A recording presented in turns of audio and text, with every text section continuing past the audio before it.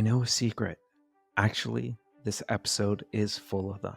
Welcome to the Creative Ops Podcast, and thank you for joining me yet again as I continue my never ending journey of curiosity into all things creative operations.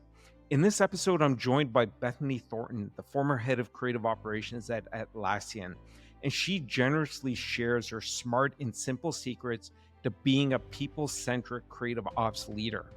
From fostering a culture of open communication and collaboration to designing an onboarding process that empowers new team members.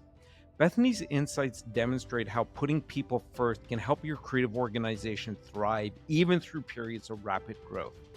We're going to discover how regular listening tours can help you identify pain points and drive continuous improvement, and learn why cultivating a mindset of curiosity is crucial for encouraging innovation within your team. Bethany also shares her experience partnering with other operations groups to create a more integrated and efficient operational ecosystem, proving that collaboration across teams is a game changer. And don't forget to tune into the companion Questions and Actions episode, where I share tactics on how you can act on some of her secrets. So for now, if you're looking for more of the secret sauce of a successful creative ops leader, a people-centric creative ops leader, one that not only optimizes processes, but also energizes and empowers your team, then this episode is a must listen. Bethany, welcome to the Creative Ops Podcast. Like we always start, what is your definition of creative operations? Yeah, so this is something that I've been thinking about, and I have kind of this generic definition in my head about how creative ops is a super highway. We drive results, we set the rhythm for the team, and we're really making sure that the team is operating efficiently. And we're essentially doing everything else and allowing the creative team to really focus on ideation to delivery. And we're doing everything but the pixels. But then I was thinking about this some more, how we're really going to be talking about, this people-centric approach that I'd take. And I thought, hey, why not relate this to human anatomy? The definition that I've been thinking about that resonates with me is how creative operations is the backbone of the team. We're providing that structural integrity for the greater team, which is the whole body. And that allows us all to thrive. So every part of the body plays an important role, and so too does every part of the team. Creative ops is part of that.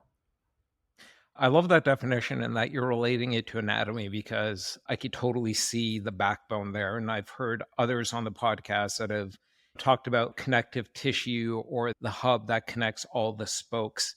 I'd like to dig into that a little bit. Like creative operations being the backbone, what are the other pieces of the anatomy? Like who are the arms and legs of this body? I was thinking about this so much when I was coming up with this analogy. I feel like it isn't like any individual person or team that is like an arm. Together, we kind of create that arm, or maybe like the bone structure that extends off of this backbone are maybe project managers or creative producers. Again, extending off of that stability, creating that structure for everything else that's happening around it. So we have our creatives that are maybe like some of the muscle of an arm. And maybe we have like our creative leaders who are also operating in there as maybe they're like veins that are providing like some nourishment and coaching to the team. So I just kind of see every part of the body are these different units of the team working together. You and I first spoke pre-COVID. And even back then, two things stood out for me. One was the way you thought about different streams of work. And today it's sort of become like standard. But back then, when you were the head of creative operations at Atlassian, it wasn't something that was prevalent. So that stood out for me. And you had one stream of work for sort of blank canvas creative, if I can call it that, and another stream of work for scale production work creative, both valuable for different reasons and need different creative talent. And you brought a lot of nuanced thinking to that.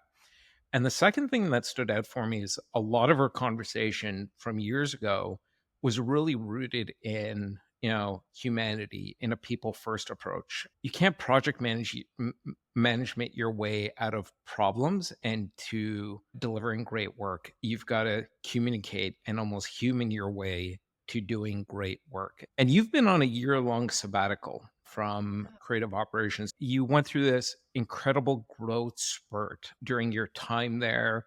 So I was looking forward to this conversation because you've been on that sabbatical, you've had time to reflect. Can you share like some examples of how you've empowered team members during that rapid growth phase? The first thing that comes to mind for me is team onboarding.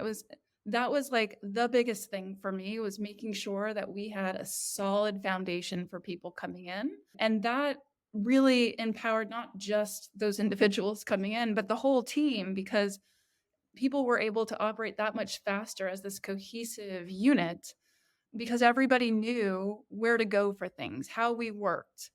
And people were also connected together through that onboarding experience. We'd created this really nice framework between myself and our creative leaders on the team with these templates that we put together for any new person joining. And it gave people a nice roadmap for starting from day one, things that they should be doing as a part of their onboarding journey. And then I had 3 or 4 sessions that were in person with anybody new joining for that week or within those 2 weeks at a time. And I sat there and I worked with them. I answered their questions. And I always said to people, hey, this time we have some specific things we're going to be covering, but this time is about you. If you have any questions for me, ask me. This is a conversation. This is not just a presentation. So I got to know people during that time. I was having people come to me on the team who may not have normally felt comfortable or wouldn't have normally have known me if I hadn't done this, but could come to me and say, hey, Bethany, we used to do this thing at this other team that I was a part of. It worked really well. Or, hey, Bethany, I noticed that we're doing this in a certain way and it's just, I don't really understand it, or it doesn't seem to be working.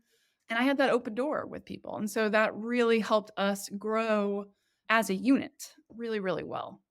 Was this for like project managers joining the team, creatives joining the team, anyone joining the team that was going to be part of this? Was it for everybody? Everybody. So we had different things depending on the role that were going to be included in their onboarding journey, but we had onboarding for people who were joining the operations team. We had people who were joining as creatives. We had people joining as creative leadership. And so we had created essentially this document that said, these are all the things that we need to make sure these people know for them to really succeed. And it worked. And something else I didn't mention that was a part of onboarding was, again, like that team cohesion.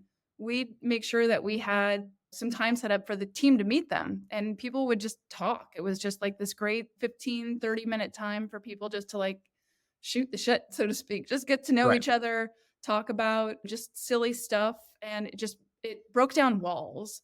And we did that as a larger team. And then we would do that in smaller groups too. And so that really helped. It just fostered so much team cohesion. It was amazing. So if I'm a creative or a project manager showing up, I get handed this document, and Mm. what would I see in that document? Would it be, here's the tools that we use, here's the tools that you're going to use in your role? Essentially, how the doc was organized was we had a high level context information that people needed to know. So it was like a big purple box at the top of the page that was like, hey, these are the most important things for you just to have at the ready. Bookmark these things. And they were various things depending on the role, but it might have been like, hey, as a designer, this is where you're going to see any project that you're on for the week. This is the Jira page, and bookmark this. These are the tools that you should download right away. Here's the instructions on downloading them. And it might have also included, hey, these are like key people for you to know. And then we had it broken out by, at the beginning, for the first week, it was broken out by the day. So day 1, do these things, read these pages. Day 2, these pages, and so on for the first week. And then every week after that was bucketed as a week. So during week 2, read through these things, set up meetings with these people, look at this document because you're going to be reviewing it with Bethany in your first onboarding day with her. And I had those meetings on their calendars already from day 1 when they started. It was already there on their calendar. And so they were able to like just start acclimating right away. And it just helped people to have that context before we met of me going through these things, and it just kind of like seeing like this blank wall on their face of, oh my gosh, too much information, fire hose. They got to take their time to kind of read through those things before coming in and chatting with me. This is such a friendly way of starting day one. It's almost like a map. You instead of being lost in the wilderness, you get to situate yourself. It seems like such a simple, easy thing to do, but I think what I most often see in organizations, and this isn't just creative operations, is you know, day one is sort of like you get added to like Slack or something like that, and then you have to start asking people like, "Where do I find this? Where do I find that?" How did that translate into how quickly somebody was effective and sort of like synced into the rhythm of the team? I would say that we had it to the point that it was after 2 weeks, people were getting in projects. Those first 2 weeks, it was onboarding, it was having them sit in on our team sprint planning meetings for, like, the specific team that they were a part of, and just observing, and then getting to come back into onboarding with me to ask me questions like, "Why did they do that?" Or, "Why did this happen?" But by week 3, they were fully in our team sprint meetings, and they were starting to be put on small projects. We just want you to start getting familiar with our brand guidelines, like start getting invested in our visual identity system. I remember when I joined the team, actually, I joined as a designer when I first started at Atlassian. And it was like, for the first year, you're still like finding out things. You're like, oh, I didn't even know that existed. Where is that? Or, oh, someone already did illustrations for this. Like, oh, where are those? We had all of that information distilled for them within 2 weeks. So that job shadowing that somebody would do in the first couple of weeks, was it somebody in the same role as them? Or so if I'm a project manager or a creative coming in, am I job shadowing like another PM or another creative? Or could it be like cross functional? So I'm starting to see how like other people are working in this greater whole. So I understand the whole body. Yeah, so sometimes we varied it. On every page, we had pictures. We put a picture and then we put a little description of the person. So we would say, "Hey, this is your manager. This is Bethany. She's the creative operations leader. You're going to be working with her. And then this is your team buddy. They're going to be your right hand, basically. Like you can go to them for anything." And we'd give that person money to get lunch ordered for both of them, even in like a remote context. They'd like order lunch for that person and have it sent to their house and just get to know each other as people, but also like, hey, you're going to be shadowing this person, like asking them questions. So sometimes it would be, hey, we have this person in ops joining, but we want to pair them up with a designer. Or maybe we want to pair them up with another ops person as well, and we'll give them two buddies. Or maybe we just want them to be paired up with this ops person because that person strategically is going to be the most important person for that person to get to know because they're assuming their role basically. And so it really depended on the person and how quickly we needed to get them up to speed on something. Going back to something you said earlier, you're probably getting a ton of ideas from people going like, "Oh, why are we doing it this way?" Because very often when we're in it, it's hard to see the forest for the trees, but somebody new coming in going may go, "Why are you doing it that way? What if we did this?" Yeah. And job shadowing, that is something that I've heard you talk about previously as well. And you've got a background in doing visual design work. So you've probably got an appreciation for what a creative goes through. Can you tell us a little bit about why you would keep job shadowing other people on the team and what is the value that came out of that? And Atlassian, especially because that company is scaled so quickly, there was just always things going on that you couldn't possibly know about unless you were the person doing it or you were involved in that particular project or that particular part of the team. And so the best way for me to do my job was to just get into the weeds, understand things because I was building operations from the ground up. Very little was documented when I started in the role. So I wanted to make sure that I wasn't just creating things out of thin air and just saying, oh, well, this makes sense to me. I wanted to make sure that like I really understood it and that I was doing right by the people that I was doing it for. One of the biggest things when I first started was our motion graphics process. So I met with our stakeholders. We had a retro. We talked about like past project. We talked about our video process in general and just learned about, what their pain points were. What were they experiencing from their side? Because we obviously had our view of, how things were going. But we had no idea what their perspective was. So hearing from them was super important. We met as a group, and then I met with each of them individually just to kind of go into things more in detail with specific things that I had pulled out of that meeting. And then I met with our motion designers. I met with our creative director, just chatted through like what were our goals, what were we trying to achieve with things that we did that they perceived in a certain way. And that gave me a whole new perspective on the complexities of it all. There's so much involved that can get lost in the cracks and not baked into this process that you're creating if you're not having those kinds of conversations. So yeah, that proved to be an important part of everything that I did at Atlassian was just always making sure I was making time for my stakeholder listening tours, and that I was making time for shadowing creatives, like not just being in this leadership role that can start to kind of get you out of the weeds and the day-to-day of things that you're not directly involved in, but I put myself right back into those areas so that as I was bringing in operation folks to the team, I knew what I was bringing them in for. I knew what kinds of challenges that we were trying to resolve, and that made the team that much more successful. And I think that was a huge part of all the work that I was doing.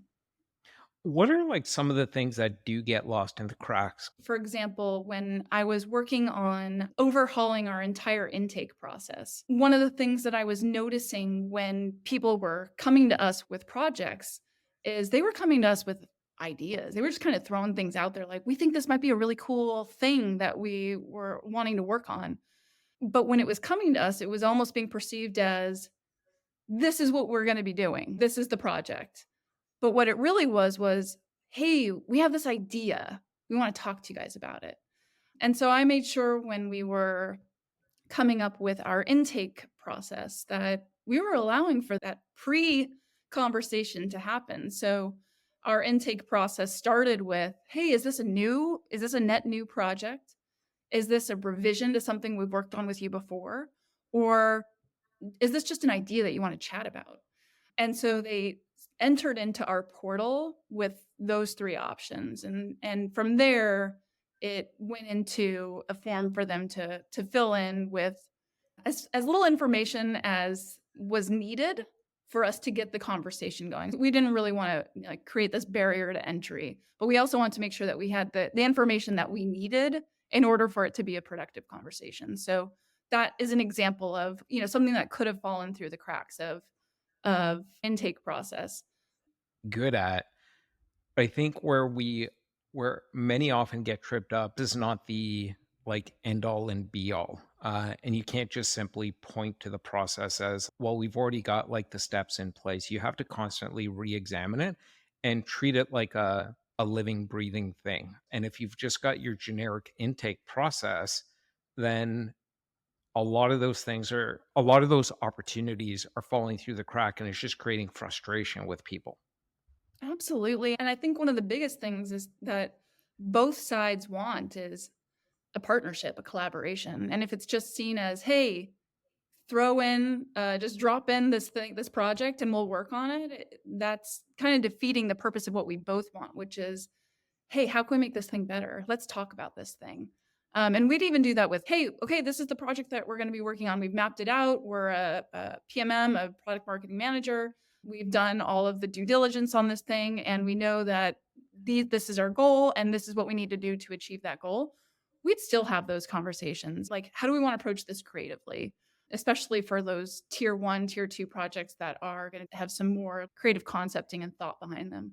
But for the smaller projects that are like, hey, yeah, this is another white paper that's just like the bread and butter of the business. We just need to like make sure that we're just getting this information out. We've done it before a million other times, and we want to make sure that we're getting it out to these audiences because we've got some more information we want to put out there about it.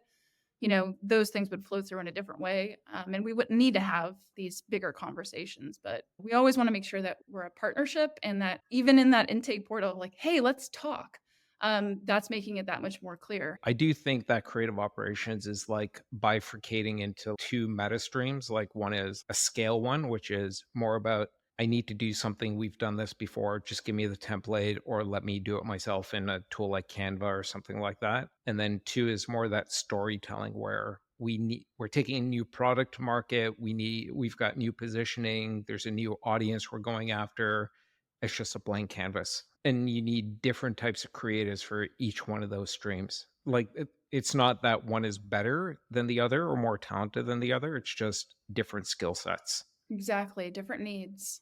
and different motivations. So you mentioned listening tour. It's probably a term that others have heard in different contexts. Was there something specific that prompted you to start these listening tours? And how often would you do them? And how did you structure them? I don't know how it got started. It may have had to do with my manager at the time might have suggested it. She was great. She was the creative director of the team. And when I was starting in my role, she'd say, "Hey, you might want to meet with these people. These would be really great people to get their perspective on." And I loved that. I loved that she wasn't saying, "Hey, this is the problem. This is what I've heard. Take this information and do something with it." It was like, "Hey, go and talk to these people. They're probably going to offer some great insights to us." And that really got me going on that journey. And I took it to heart for everything that I did. It was like, okay, I'm going to be working on this thing. Who are some people that I should hear about this from outside of the creative team, within the creative team? Who can I get some good insights on this from? And so I really made that a part of my every part of my work that I did. It was like a part of my design thinking. Was there a way you would identify the people that you thought you should reach out to? Was it the people that perhaps were like complaining the most? It was always pretty obvious who I should be talking to depending on, what it was about. It's like, "Oh, hey, we're having some challenges with our events work stream. We have tons of events going on, very few designers working on these things, burnout. All right, who am I going to talk to here? Okay, well, I'm going to talk with the program manager for this thing. They're this connective tissue between our team and the events team. They are going to have a lot of insights on this. I'm going to talk with heads of those events on the events marketing team. Is there anyone else that I missed? Because these are the people that I'm chatting with." And they would often tell me, "Oh, hey, you should chat with this other person. They're going to tell you some other things that I don't know about, but these are things that we've experienced that we'd like for you to be aware of." And so that always kind of helped me navigate who I should be chatting with. So I wasn't just doing it blindly, making these decisions myself. I was asking people, "Hey, in your opinion, who else should I talk to now that I've chatted with you?" I hope for anyone listening that they don't simply gloss over this because it seems like what you're saying is so obvious and so simple to do. But the reality, and I see this, and it's just not creative operations, it's any function in any organization. The reality is that most people don't internalize and act on what you're talking about, which is the answers aren't in the project management system. The signals might be there, like you're saying, oh, like this events work stream, there seems to be, a lot more work. There's seeing more delays and things like that. Signals are there, but the answers aren't there. The answers are with the people.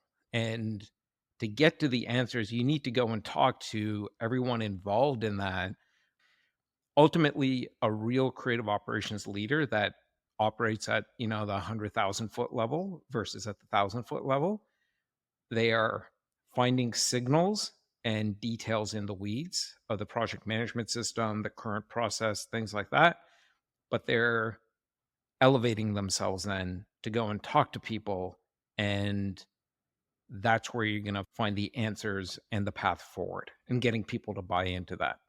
Absolutely. And I think also, as a leader, it's instilling that in your team also, igniting that curiosity piece of yourself. Don't let that thing go to waste. Use it. It's so important in this role that we're in is to remain curious, just as my manager instilled in me that desire to, "Oh yeah, let me talk to someone about this." Do that for your team. It's so critical. How do you think about fostering that people-centric approach in a increasingly remote world? Yeah, I mean, I think we all experienced this in a remote world. You have to be so much more diligent in the things that you're doing. Things don't just happen. You really have to help those things happen as leaders. For example, when we all worked in person in an office, it was so easy for someone to just lean over and be like, "Oh, what are you working on? Oh, what is?" People to be sitting around at lunch and chatting about some project that they're working on and just hearing about things that way. When we were remote, that just didn't happen as much, especially for people who weren't as outgoing, who weren't joining the different social experiences that we were creating, or weren't keeping connections with other people on the team. They just weren't hearing about these things. So, making sure that you're instilling that within the team, project sharing while projects are happening, talking about them, bringing those into our biweekly all team meetings that we did, making sure people were chatting about, hey, I'm working on this project. This is what's going on with it. It's a project that everyone should know about because it is a big project and it's going to end up rolling out into other parts of the team. Other people need to know about this thing. Or it's a fascinating project. It's a really cool thing that we're working on, and people might be really inspired by it. It doesn't The type of work doesn't necessarily impact them, but the way that it's being approached is cool, and that's going to be inspiring to people. So we want people to be aware of it while it's being worked on. Or maybe it's after the project has wrapped up and we want to talk about the learnings that we had about it. We want people to know, hey, we did this thing during this project, didn't work as well, but this is something that we learned from it. Or this project, because we approached it in this way, we were able to achieve these outcomes for the product marketing managers. We were trying to reach these specific goals, and we succeeded them by these things that we had conversations with them about, and we're able to up-level the project because of these creative decisions that we did. This is what we did. And so it was, it really helped benefit the team. So as a leader, making sure that you're aware of the dynamics of the team, what you're missing if you are still working in the context of a remote first or hybrid, that you're making sure that, the team is connected in ways that they normally would have been connected before without ever having to think about it. How did your approach change? Like, how did you remain connected? Were you doing more listening tours? What changes, if any, did you make? For the most part, we were already doing a pretty good job of being remote first because we had team members in other countries and we operated as one team. Right. So I already was thinking about the team in this kind of remote setting, and making sure that we were inclusive to people who weren't in the office. So I would say that my general approach didn't change too much. It was mostly about those opportunities for the team, that my approach or how I invested myself in the team, the things that I was making sure that the team was doing with different meetings and rituals that I basically facilitated. I was making sure that we were creating those opportunities for the team. Yeah, if I remember correctly, you also worked with like third parties that plugged into your team, right? Especially for that high volume production type of work. And that's interesting to me because I think a lot of in house teams now are increasingly doing that, have been for the last few years. But I'm also seeing like lots of issues with that, in that their need is to like plug a team in pretty quickly, and they often find the right skills, but skills is like one part of the equation. Like, really making it work is ensuring that team truly feels like they're plugging into the team. What are some of the things that you did to ensure that they were properly plugging in? If you want to make sure that they are operating as part of the team, you give them the team treatment. And that's what we did. They went through team onboarding. They were in the meetings that the rest of the team were in. They were in the social meetings. They were in the strategy conversation meetings. And that gave them the relationship aspect. That to me is an important part of making sure that uh, those two players, the third parties and the actual team, are operating together cohesively. I think very often creative operations leaders are in too much of a rush to say, we just need to scale up, plug 10 people, 50 people, 100 people in with the right skill sets, and that's it. That's really just where it starts. Even in the selection process is I think way too many things get glossed over because I think what you're saying is you should almost treat it like you're hiring them. They're going to be part of the team. There are probably going to be some exceptions to this. When we did this with the content production work stream, that was their 9 to 5 job, basically. It was full time. They were with us, they were doing everything, they were part of the team. There's some vendors that we worked with that were, project by project basis. They weren't operating with us in the same context, but always onboarding, always onboarding. That was an important piece for us. So I'd like to turn our attention a bit to your taking advantage of your sabbatical. You're stepping back out into the market now, but I'd love to hear your thoughts on as you've had time away from like being in the creative operations trenches and you still stayed connected to the community and you're seeing how the community's been evolving, the things it's talking about, the topics coming up at creative operations conferences after a year away. Like, how's your thinking on creative operations evolved, or what are you seeing in the creative operations world that is perhaps surprising to you? I think the obvious thing is all of the conversation around AI. I know you've been having a lot of those conversations on this podcast, but I feel like all of this stuff really started coming out during my sabbatical, which has been really interesting. And I'm actually going to be in a meeting tomorrow with other folks in creative operations around AI and what tools people are using, what things are people playing with, because I find it so fascinating that it's something that really wasn't a part of my work as much when I was doing this. And in this 1 year, just seeing how much is coming out of it. So that's an interesting thing for me. And I'm really excited to talk with other leaders that are working with these things in their team so I can see what other people are coming up with and so I can stay abreast of all of this. The other thing that I think is an interesting thing to be watching all the ops roles that are coming out there. It seems like there's an ops person for almost every team that I worked with. So, email, web, design, creative, the sales team, like all of these teams have an ops component to them. And I think that one of the things that we really should be taking advantage of is working together with those people. Just the collaboration that can happen with this partnership that's going to scale all of our teams so much in such a more efficient way and in a way that really energizes the teams, because we're not just creating efficiencies within our team, making things a smoother process for our team, removing pain points within our team, doing it across teams. That is like a huge game changer. And I think that's something that as ops leaders, that's where we need to be focused. I had a great partnership with the marketing ops team at Atlassian that a partnership that I had been working on for a while in this tool that we're bringing in, a DAM. Simple, right? We needed to bring in a DAM to our creative team, but recognizing the bigger picture of this, recognizing that, other teams were reaching out to us for, hey, where's this asset? We're on the email team. We need to be sending out all these emails. Where can we get these illustrations?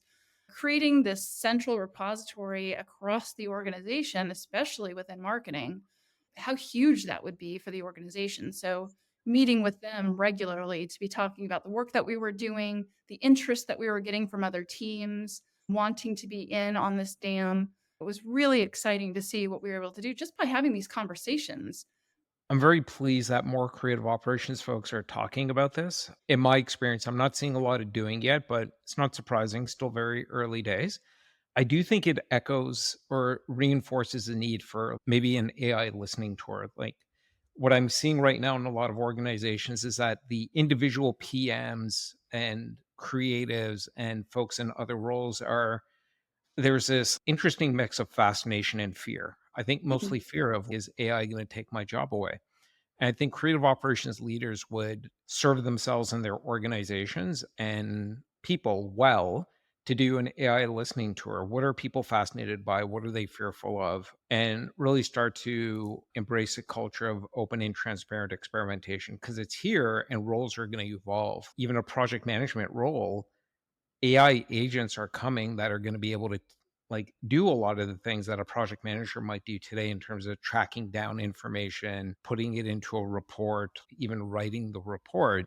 And then what are the opportunities for that project manager to evolve into something more where their time is really focused on more of that human work, that people focused work. So I think an AI listening tour would be good. And then to start to think through, what are the impacts on our process as we start to leverage some of these AI capabilities, and really how we need to think differently about updating process. I think we're about to enter in a period where process is going to become much more of a living, breathing, continuously, even self updating tool. We don't know how this is going to unfold, but I do think we are in store for a very like volatile time in terms of the Mhm. pace of change. On the operations piece, I think it's such a brilliant thing you did because especially with your marketing operations counterpart, like creative operations and marketing operations, in my opinion, there's a lot of peanut butter and jelly or peanut butter and chocolate there. They should be talking to each other and collaborating on processes, on technology being used, and things like that. What creative operations delivers in terms of creative output and content is going to be consumed by the marketing machine, and marketing operations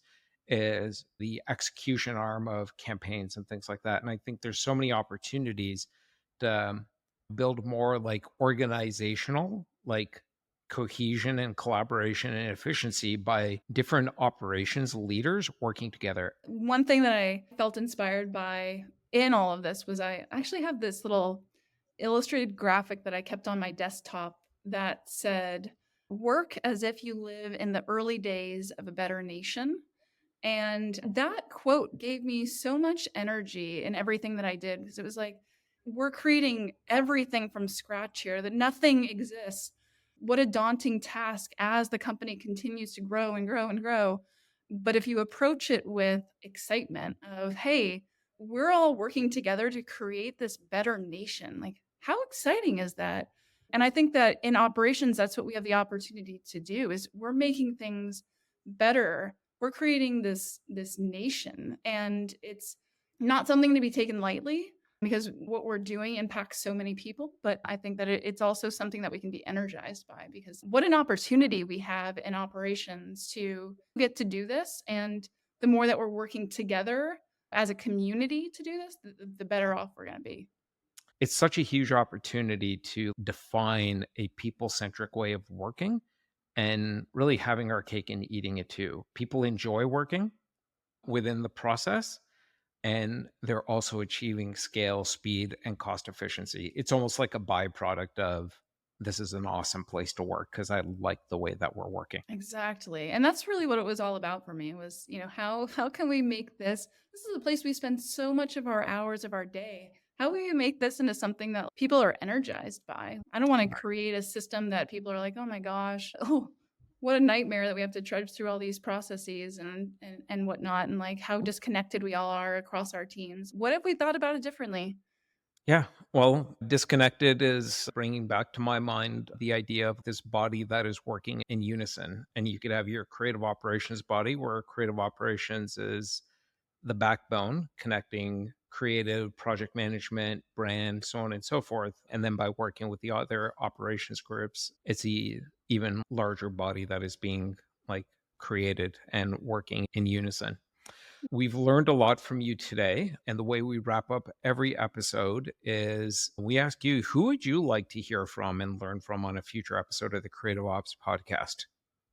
I was playing off of what we just talked about. I'd love to hear from a dynamic duo or a trio, ops from different teams who have worked together and have achieved something greater between and because of the way that their teams have worked together. So, this true community, building a great nation. I think that's a fantastic idea. Maybe we'll have a creative operations and marketing operations duo show up on a upcoming episode. I love that. Well, Bethany, thank you very much for doing this with us today. There's so much more we could dig into in terms of your people centric approach to creative operations. And I'm sure we're going to have you back on a future episode to do that. Thanks, Nish. That's a wrap for today's episode. Remember to please do three things. Number one, head over to creativeops.fm and sign up for that companion newsletter. Number two, whatever your favorite podcast player is, please hit subscribe. Search for Creative Ops, all one word, Creative Ops Podcast. Make sure you don't miss the next episode. And remember, number three, this isn't just my journey of curiosity. This is our journey of curiosity about all things creative ops. So if you've got a question or maybe a different perspective about what you heard today, or maybe you just want to share something that you're curious about, drop me a line at nish@creativeops.fm. Thanks so much, and I look forward to catching you at the Creative Ops Water Cooler for next week's episode.